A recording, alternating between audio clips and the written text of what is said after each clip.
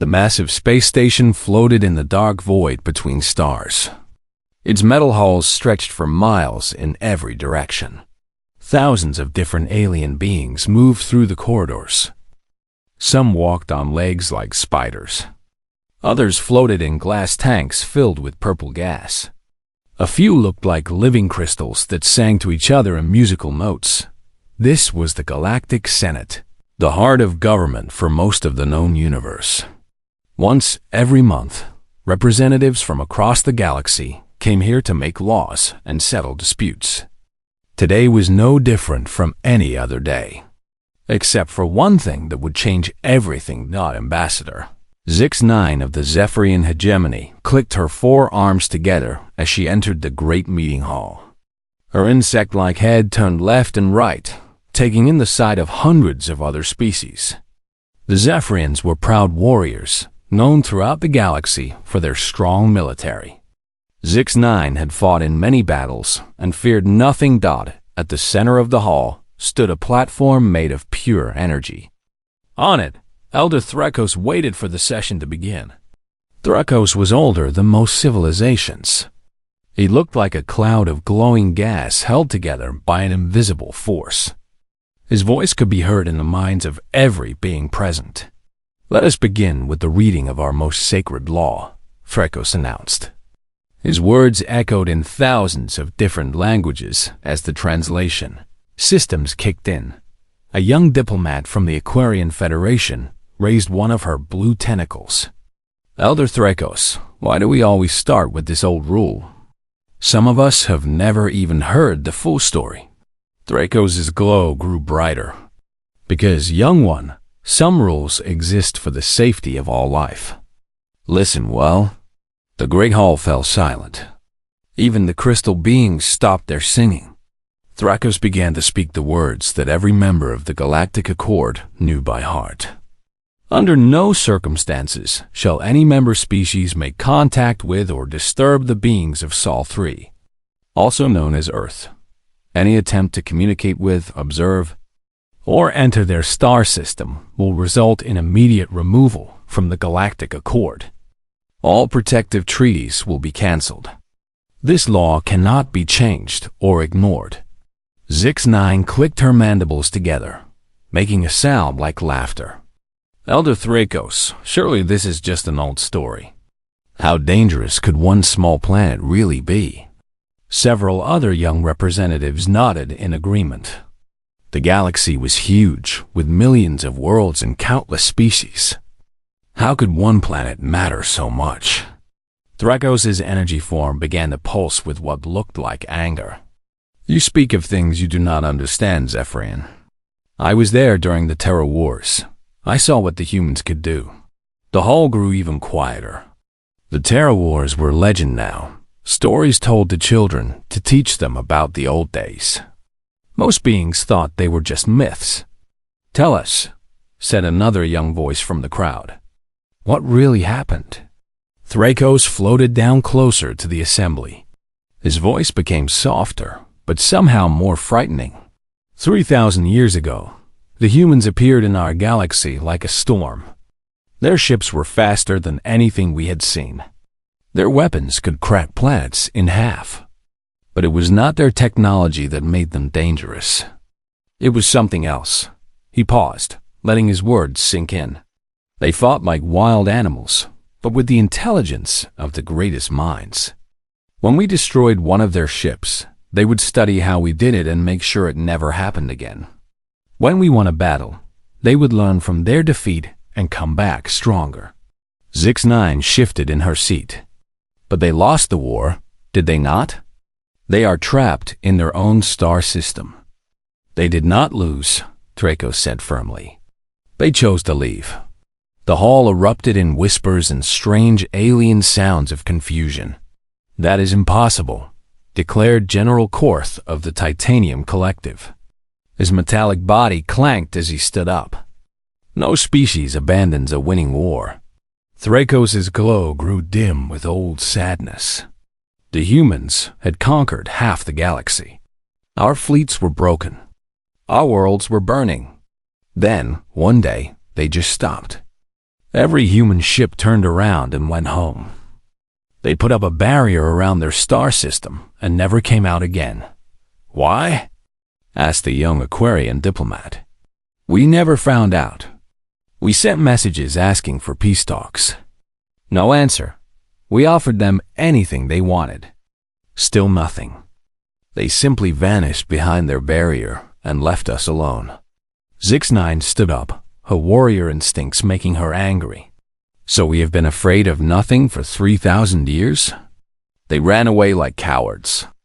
They did not run, Draco said, his voice now carrying a warning tone. They chose mercy. And we should be grateful for that choice every day of our lives. The elder continued his story. After the humans withdrew, our leaders met here on this very station. They were terrified that the humans might change their minds and come back. So they made the rule. No contact. No observation. No interference. Leave them alone, and maybe they will leave us alone. But surely they are weak now, argued another Zephyrian representative. 3,000 years of isolation must have made them soft. Thrakos laughed, but it was not a happy sound. Young fools. Do you know what our deep space monitors show us about their star system? Nothing, admitted Zix9. The barrier blocks all our sensors. Exactly. For 3,000 years, we have no idea what they are doing in there. They could be sleeping peacefully, or they could be building weapons that would make their old fleet look like toys. We do not know, and that is why we must never find out. The session continued for several more hours, but the young representatives were no longer listening carefully. Zix9 kept thinking about what Thrakos had said. The Zephyrians were the greatest military force in the galaxy. Surely they could handle one isolated planet. As the meeting ended and beings began to leave for their home worlds, Zix9 made a decision that would change the fate of every living thing in the galaxy. Commander Vex, she whispered to her military aide, prepare a stealth mission to the Sol system. It is time we learned the truth about these humans. The aide looked nervous. But Ambassador, the law forbids. The law is based on old fears and older stories. Zix9 cut him off. We will not make contact. We will simply observe from a safe distance. What harm could there be in looking? As the great space station continued its orbit in the void, none of the departing representatives noticed the small Zephyrian military ship that broke away from the main fleet and headed toward the outer rim of the galaxy, toward a small yellow star called Sol, toward a sleeping giant that had been patient for 3,000 years. The universe had one rule about humans. Someone was about to break it. The Zephyrian stealth ship Mandible's Edge moved silently through space toward the Sol system. Commander Zix9 stood on the bridge, watching the stars grow brighter as they approached the Forbidden Zone. Her ship was the pride of the Zephyrian military fleet, equipped with the best hiding technology in the galaxy. Commander, called out her science officer. Vex 7. We are now 2 light hours from the Sol system barrier. Zix9 clicked her mandibles in satisfaction. The mission had taken 3 weeks of careful travel through empty space. They had avoided all trade routes and sensor stations. No one in the Galactic Accord knew they were here. Show me the barrier on the main screen, she ordered. The view screen flickered to life, showing what looked like empty space ahead of them. But their instruments told a different story. Energy readings showed a massive field surrounding the entire Sol system like a soap bubble made of pure power. Impressive, admitted Lieutenant Kex-4 from the weapons station. The barrier extends past the orbit of their outermost planet. It completely hides everything inside. Zix9 studied the readings. How old did Elder Thrakos say this barrier was? 3,000 years, Commander, replied Vex 7. Our records show it appeared the day after the last human ship left our space. And in all that time, no one has tried to peek inside? The records show several unauthorized attempts in the early years. All the ships disappeared. After that, the law was made even stricter. Zix9 walked closer to the screen. The barrier looked so simple, just a faint shimmer in space that their sensors could barely detect. How dangerous could it really be?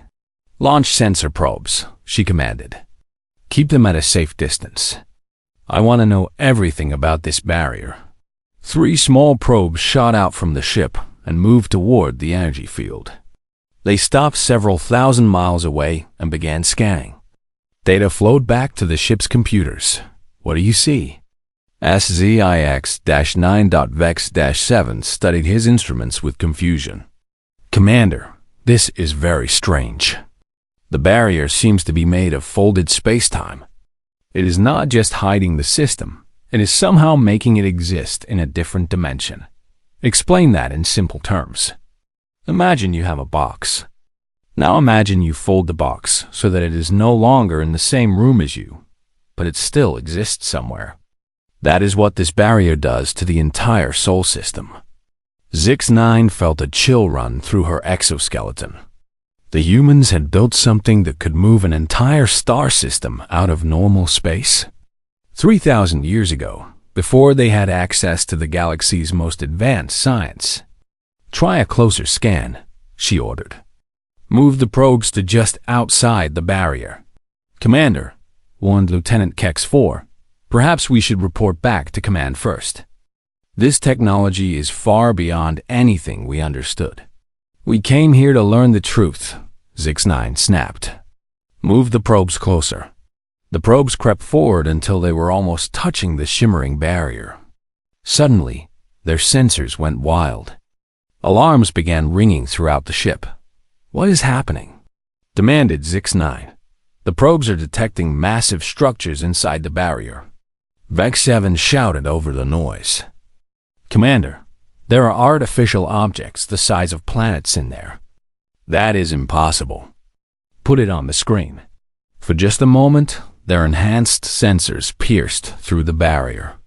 What they saw made every Zephyrian on the bridge freeze in terror. The Sol system was not empty. It was packed with huge structures that defied belief. Rings of metal and crystal surrounded the gas giant planets. A partially completed shell was being built around the sun itself. Space stations the size of moons floated everywhere. By the void, whispered Vex-7. They have built a civilization that spans their entire star system. But the most frightening thing was the movement. Ships moved between the structures. Not just a few ships, but thousands of them. Some were larger than anything in the current galaxy. Others were so small they could barely be detected, but they moved with purpose and intelligence. How many ships? Asked Zix9, though she was not sure she wanted to know. Sensors detect at least 50,000 vessels of various sizes.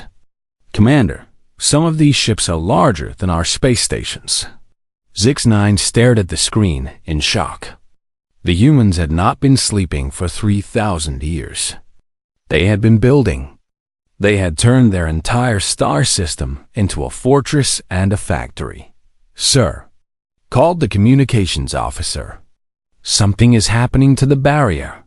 On the screen, they watched as the energy field began to flicker like a dying light. The shimmer grew weaker and weaker until finally, it disappeared completely. The barrier is down, reported Vex-7 unnecessarily. For the first time in 3,000 years, the Sol system was visible to the galaxy, and everything inside could see out. Commander, the communications officer said in a shaky voice, we are receiving a transmission from inside the system. Impossible. We have not contacted them.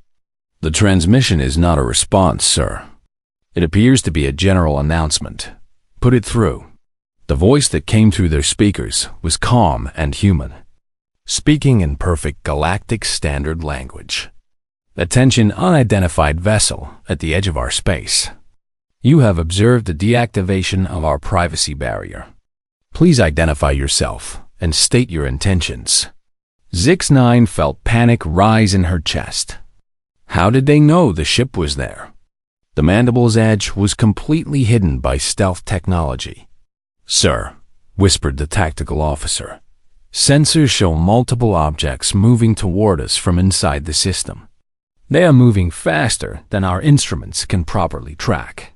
"How fast?" "At least 50 times faster than our top speed. Arrival in approximately 4 minutes. Zix-9 realized with growing horror that her mission of secret observation had become something very different.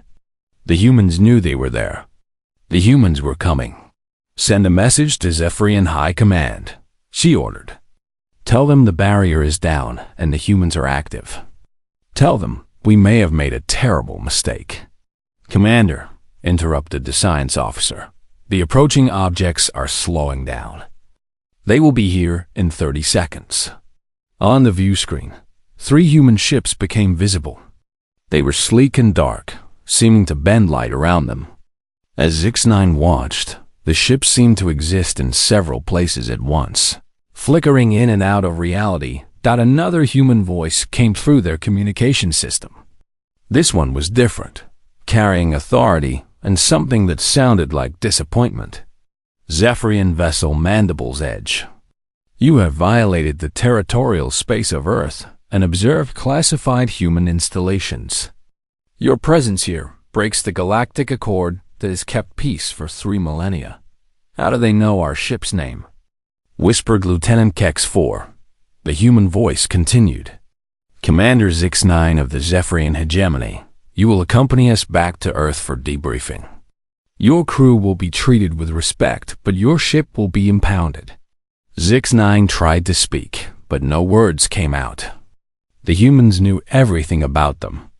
They knew her name, her ship's name, probably her entire mission plan. "If you attempt to flee or resist," the voice added, almost gently, "you will be stopped. We prefer to handle this situation diplomatically." The 3 human ships moved into formation around the Mandible's Edge. Suddenly, Zix-9 felt her ship being pulled forward by some invisible force. "Commander!" shouted Vex-7. "Our engines are not responding. Something is pulling us into the Sol system." As her ship was dragged toward Earth, Zix-9 managed to send one final message towards Zephyr in space. "Command, the humans are awake. They were never asleep. Send word to the Galactic Senate. The rules have been broken, and I fear we will all pay the price." The message raced across space toward the galactic core, carrying news that would shake the foundations of known civilization. Behind it, the Mandible's Edge disappeared into the Sol system, swallowed by a race that had been waiting patiently for someone to make this exact mistake. Admiral Sarah Chun stood in the command center of Earth's planetary defense complex, watching the tactical display with calm eyes. The floating hologram showed the captured Zephyrian ship being escorted to Luna Station by human vessels.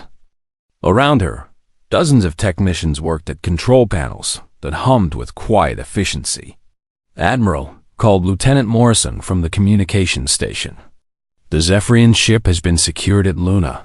Their crew is unharmed and asking to speak with our leadership." Chun nodded. She was a tall woman with silver hair and eyes that seemed to see everything. Like all humans of her generation, her body had been enhanced with technology that made her faster, stronger, and smarter than the baseline humans of the past. But it was her mind that made her dangerous. "Have we identified which government they represent?" she asked. "Yes, ma'am. They belong to something called the Galactic Accord. Our computers have been analyzing their ship's databanks. It appears that most of the known galaxy has joined together under a single government." Chung raised an eyebrow. In the 3,000 years since humanity had withdrawn from galactic affairs, they had occasionally picked up radio signals and energy signatures from distant civilizations. But they had no idea that these scattered species had organized themselves, How many members does this Galactic Accord have? Approximately 40,000 species, Admiral. They control most of the galaxy's habitable worlds. Admiral Chun walked to the main display and studied the star map that showed human space. Earth sat at the center, surrounded by dozens of star systems that humanity had quietly colonized over the centuries. Hidden bases, research stations, and manufacturing plants dotted the local region of space. "Ma'am," said Commander Park from the analysis station, "we have completed our review of the Zephyrian vessel's records. There is something you need to see." Chun turned to face him. "Show me." A new hologram appeared in the center of the room. It showed a massive space station surrounded by thousands of alien ships. "This is the Galactic Senate, located near the galactic core. According to the records, they have been meeting regularly for 3,000 years. And Admiral, they have a law about us." Chun watched as the hologram played a recording of Elder Threkos reading the rule that forbade contact with humanity. She listened to the entire debate between the young aliens and the old ones, paying special attention to the stories about the Terra Wars. When the recording ended, Chun was quiet for a long moment. "They remember us," she said finally. "Yes, ma'am. But from their perspective, we are either primitive isolationists or sleeping giants. They do not know what humanity has become." Chun almost smiled. What humanity had become was something the galaxy could not have imagined. The Terra Wars had taught them many lessons. They had learned that conquest was expensive and temporary. They had learned that ruling other species created more problems than it solved. Most importantly, they had learned patience. "Lieutenant Morrison, has the Zephyrian message reached their home space yet?" "Our long-range sensors detected the transmission being relayed through their communication networks. The entire Galactic Accord will know about this incident within hours." Chun nodded. "Then we need to act quickly. Send a message to the Defense Council. Tell them to activate Protocol 7. Commander Park looked surprised. "Ma'am, are you sure?" "Protocol 7 has never been tested in real conditions. The galaxy is about to learn that humanity still exists," Chun replied. "We need to control how that lesson is taught." She turned to address the entire command center. "All stations, this is Admiral Chun. As of this moment, Earth's isolation period has ended. We are returning to galactic affairs. I want all deep space monitoring stations activated. Contact our observation posts throughout the galaxy and tell them to reveal themselves. And send a message to the Galactic Senate." "What should the message say, Admiral?" asked Morrison. Chun thought for a moment. "Tell them that representatives of humanity wish to open diplomatic relations with the Galactic Accord. Tell them we are aware of the rule that was broken, and we would like to discuss the situation." "Should we mention our capabilities, ma'am?" "No need," Chun replied. "They will figure that out soon enough." As the crew worked to carry out her orders, Chun walked to the observation window that looked out over Earth. The planet looked peaceful from orbit, covered in blue oceans and green continents. But she knew what lay beneath that calm surface. Humanity had spent 3,000 years preparing for this day. Every major breakthrough in science and technology had been directed toward one goal: making sure that when they returned to galactic civilization, they would never again be threatened by any force in the universe. "Admiral," called Commander Park, "we are receiving reports from our monitoring stations. Galactic civilization has detected our message. The stock markets on several major trading worlds have crashed. Emergency sessions are being called in government buildings across dozens of star systems." "Good," said Chun. "Fear will make them cautious. Caution will keep them alive." The tactical display updated to show human ships throughout local space. Vessels that had been hidden for centuries were now revealing themselves. Some were explorers that had been quietly studying alien civilizations. Others were massive warships that could destroy planets. A few were so advanced that they existed partially outside normal space and time. "Ma'am, we have a response from the Galactic Senate," Morrison announced. That was fast. "The message is from Elder Thrakos himself. He says, and I quote, 'Honored humans, we accept your offer of diplomatic contact. Please name the time and place for negotiations. We wish to avoid any misunderstanding that might lead to conflict.'" Chun nodded approvingly. At least one of them remembers the old lessons. "Send a reply. Tell them we will meet at a neutral location in 7 days. And tell them to bring representatives who have the authority to make important decisions. Should we mention consequences if they refuse?" Asked Commander Park. Chun looked at him calmly. "Commander, what did you learn about human history in school?" "That we are a species that prefers peace but is very good at war." "Correct. The galaxy is about to remember why their ancestors made a rule about leaving us alone. We do not need to threaten them. Our mere presence will be threat enough." As Earth's command center buzzed with activity, similar scenes were playing out on human bases throughout local space. Ships that had been waiting in hidden positions for generations began moving toward their assigned locations. Weapon systems that had been built but never used came online for the first time. Scientists activated projects that had been theoretical for decades. The galaxy had remained peaceful for 3,000 years because of one simple rule: do not disturb the humans. That rule had been broken by curious aliens who thought they were investigating a primitive species. They were about to learn that humanity had never been primitive, and they had never been sleeping. They had been waiting, growing, and preparing for the day when they would take their rightful place.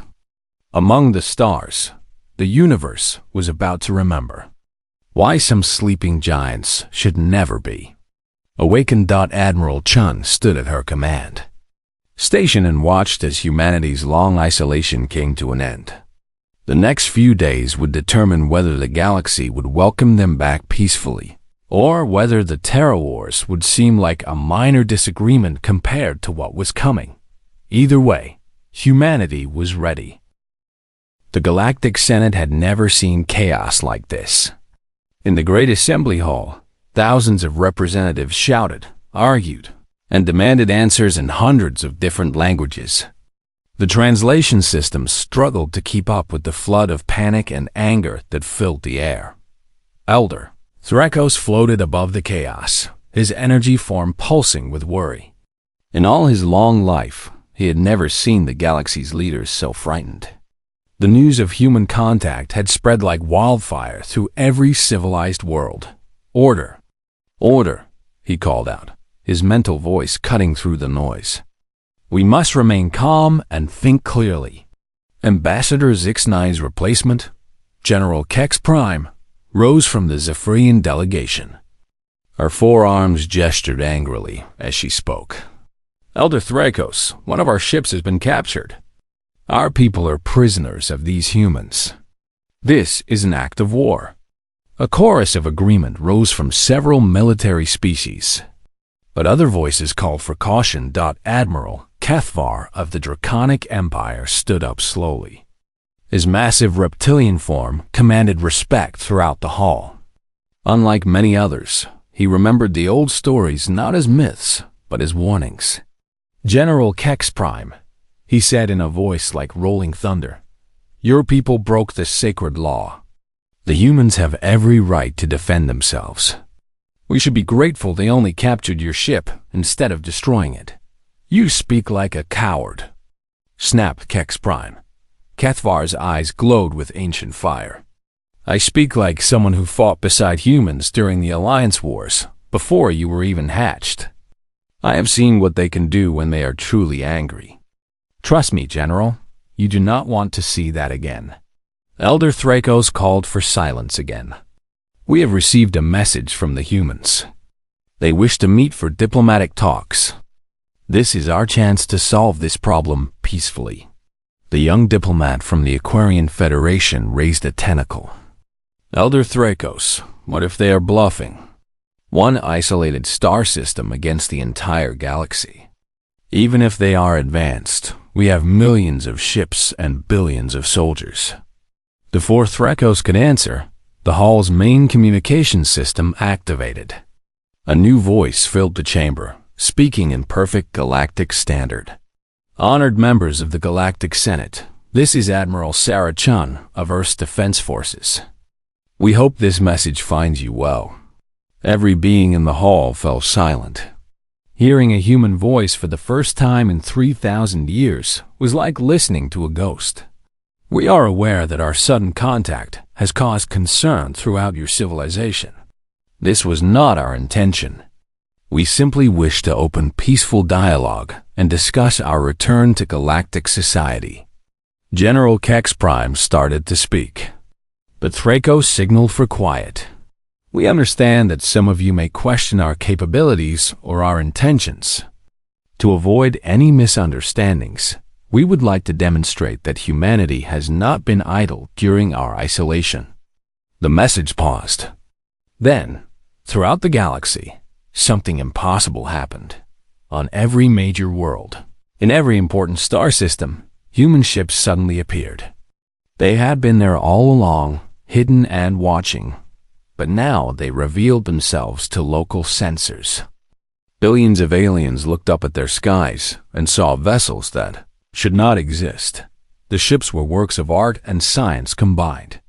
Some looked like they were made of liquid metal that flowed and changed shape. Others seemed to exist in multiple dimensions at once, flickering in and out of reality. A few were so large they could be seen from planetary surfaces with the naked eye. In the Senate Hall, reports poured in from across the galaxy. Human ships detected over Centauri Prime. Unknown vessels appearing in the Rigel system. Massive human fleet visible from the surface of New Draconia.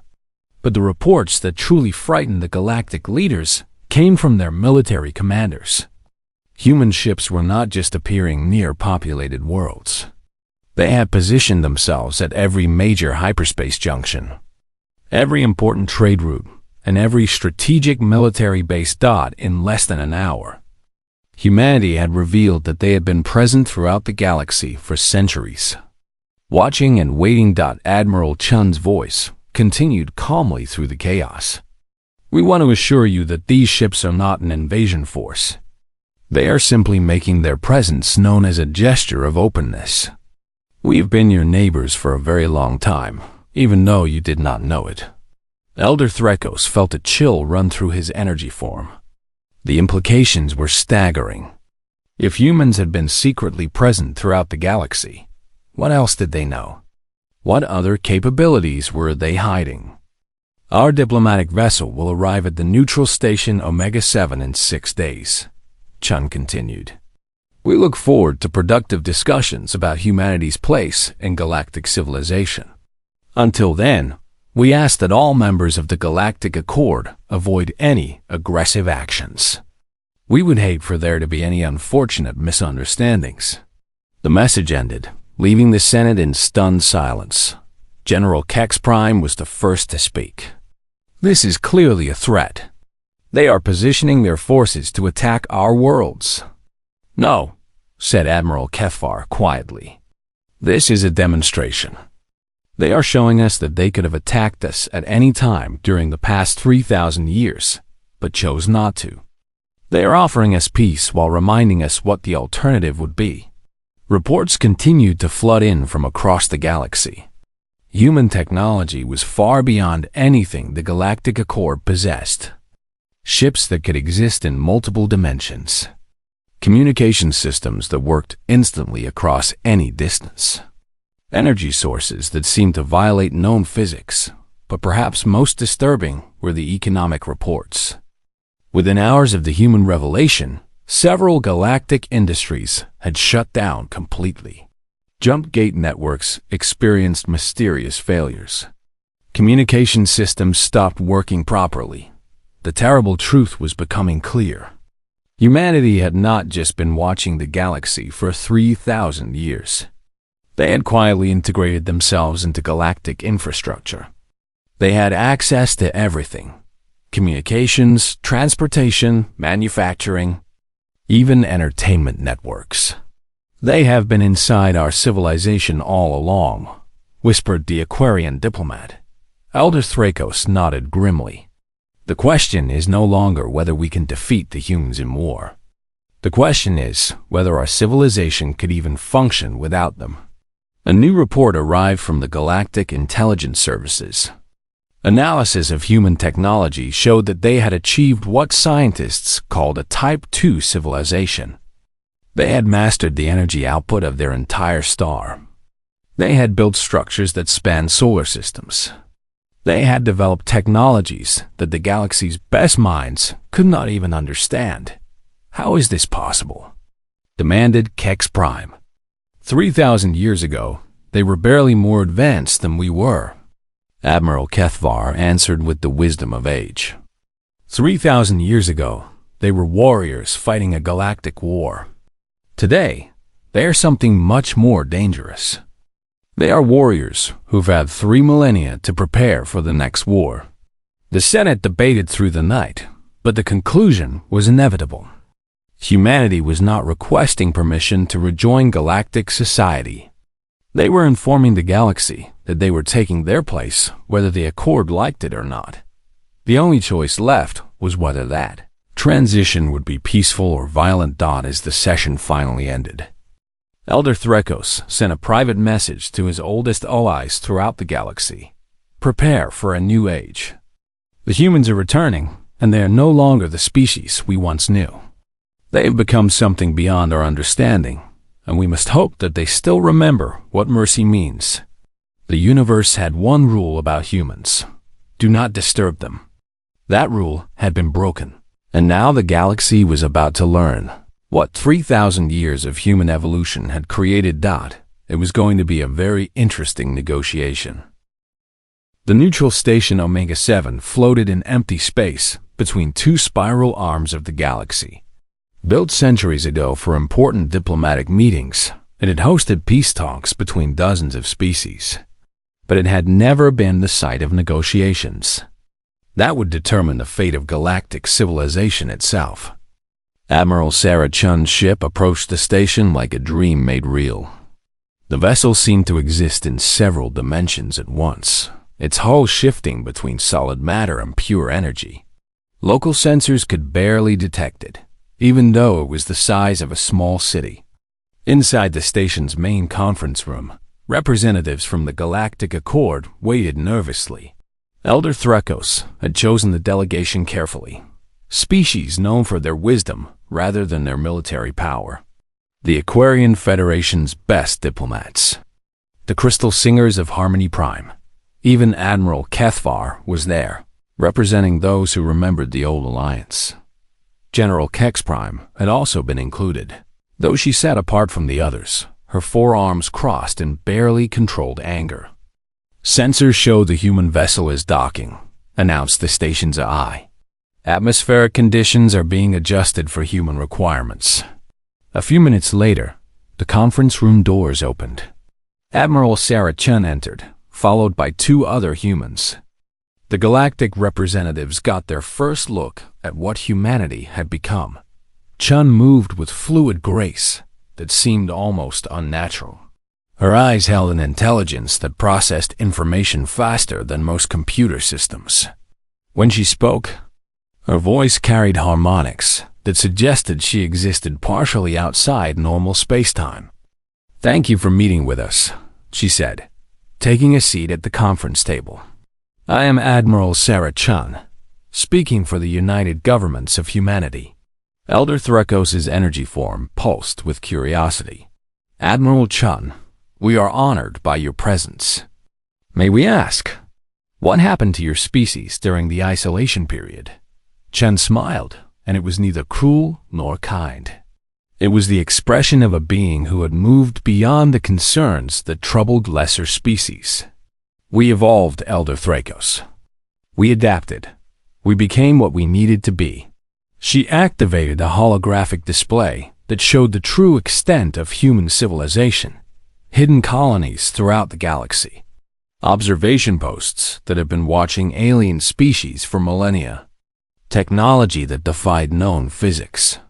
For 3,000 years, we have been among you, Chun continued. We have studied your cultures, learned your languages, and watched your civilizations grow.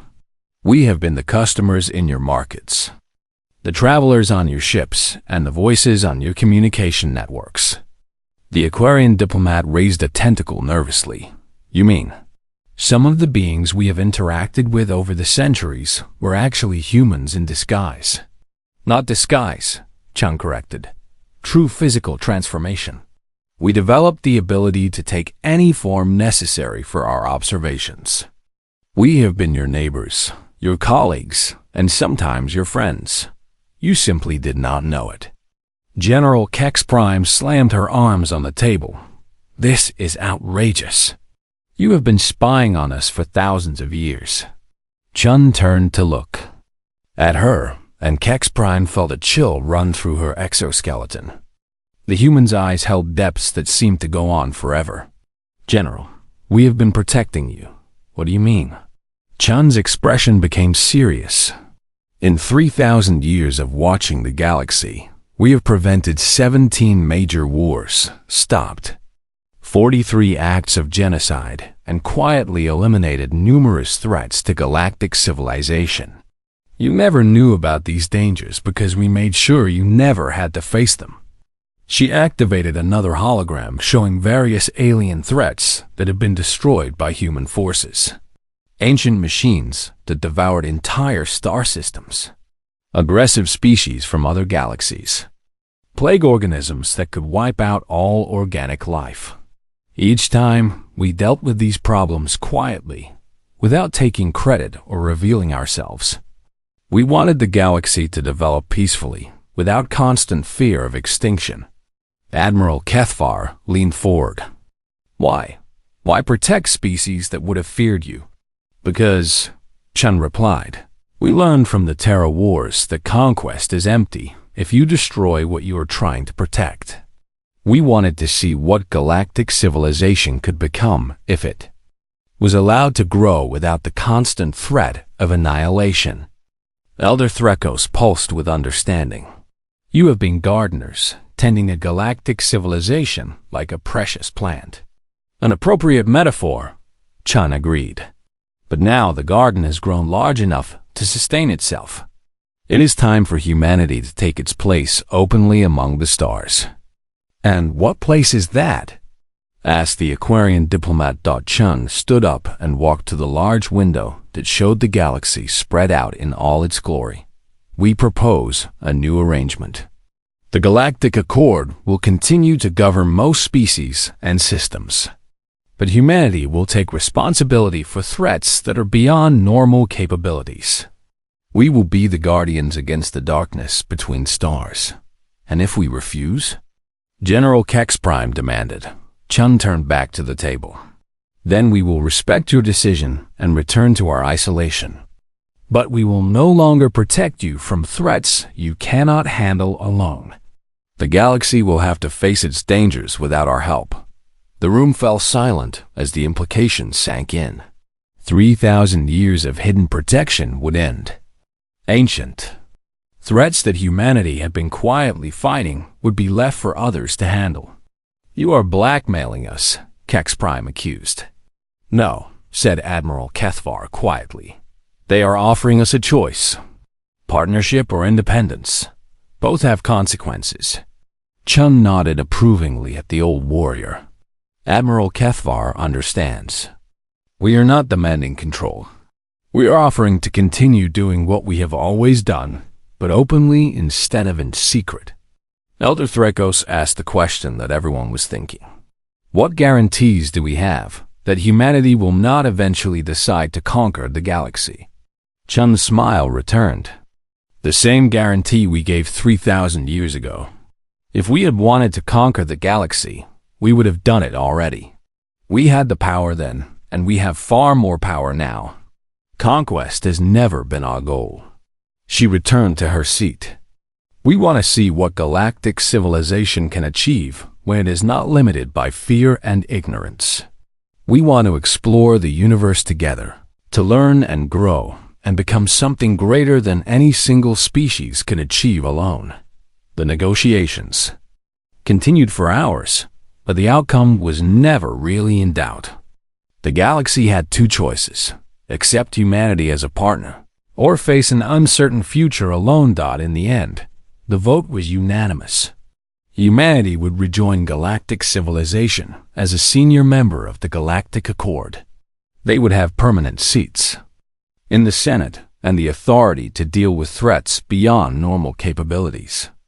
As the meeting ended and representatives prepared to return to their homeworlds, Elder Threkos approached Admiral Chun.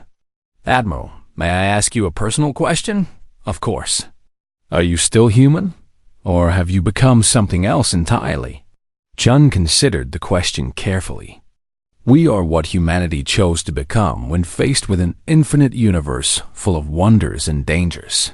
We are still human in our hearts, but we are no longer limited by what humans used to be." She looked out at the stars one more time. "The universe is vast and strange, Elder Threkos. It requires guardians who can match its challenges. We've spent 3,000 years preparing to be those guardians." As the human ship departed from the station and vanished into hyperspace, Elder Threkos sent a message to the entire galaxy. The age of human isolation has ended. We welcome them back not as conquerors or masters, but as the elder siblings of galactic civilization. May this partnership bring prosperity and peace to all species under the stars. That in his private thoughts, he added a prayer to whatever cosmic forces might be listening, and may they always remember that power without mercy is the path to becoming the very monsters they once fought against. The universe had one rule about humans: do not disturb them. That rule had been broken, and the galaxy discovered that some sleeping giants wake up not with anger, but with wisdom. Humanity had returned to the stars, not as the warriors they once were, but as the protectors they had chosen to become. The golden age of galactic civilization was about to begin.